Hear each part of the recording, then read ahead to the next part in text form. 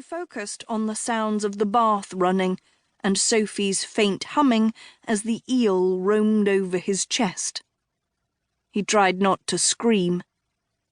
His release from the dungeons had come with a price.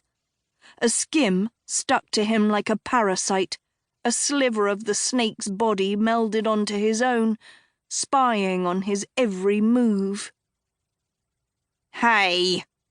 Hort snarled, snatching the skim as it slithered into his pants. The eel hissed and stabbed his thumb, drawing a drop of blood, before it hopped up Hort's flank and neck and curled around his ear. "Dirty little bugger," Hort murmured, sucking his thumb. He wanted to grab the little leech and smash it and grind it to a pulp, but he knew another skim would replace it.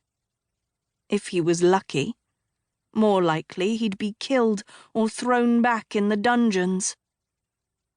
Morning sun frayed through the window, and Hort rubbed his eyes. He'd been freed from his cell last night by the snake who, upon hearing his brother had made a deal with Sophie to set Hort free, had taken it upon himself to do the freeing, for the sole purpose of tormenting Tedros into thinking it was the prince that Sophie had released. Then the snake had dragged Hort out of the dungeons, slapped him with a surveilling skim, and whisked him straight to a servant's quarters the size of a closet, where he'd been locked in the dark.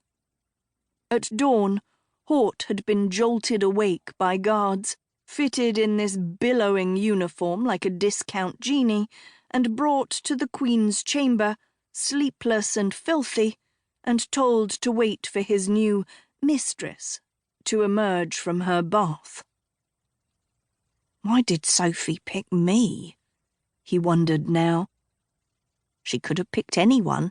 Tedros, Hester, she could have picked Dovey. She could have picked the Dean. Does she need me for something only I can do? Is she sacrificing me so the others can live? His blood pumped hotter.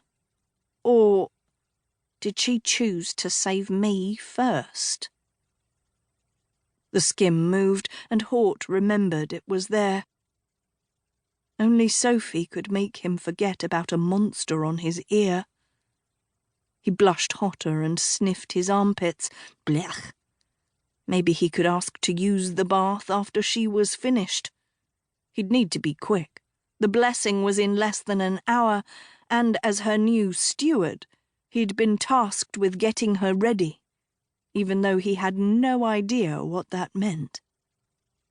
Hort glanced around the vast room, suddenly a shimmer in sunlight. Everything looked freshly remodelled.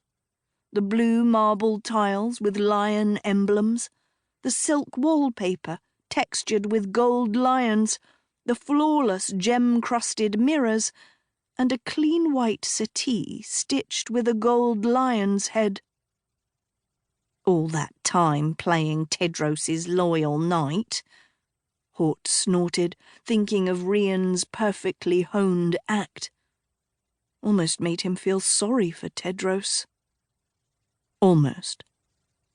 The skim started creeping down his neck again. Hort could hear the bath water draining.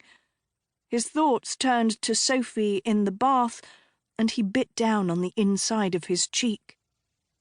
He had a girlfriend now, who was pretty and smart and fun, and when you have a girlfriend, you're not supposed to think about other girls, especially girls in bathtubs.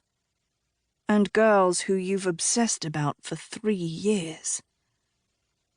He tried to distract himself with details of the room, but found his eyes moving to Sophie's bed.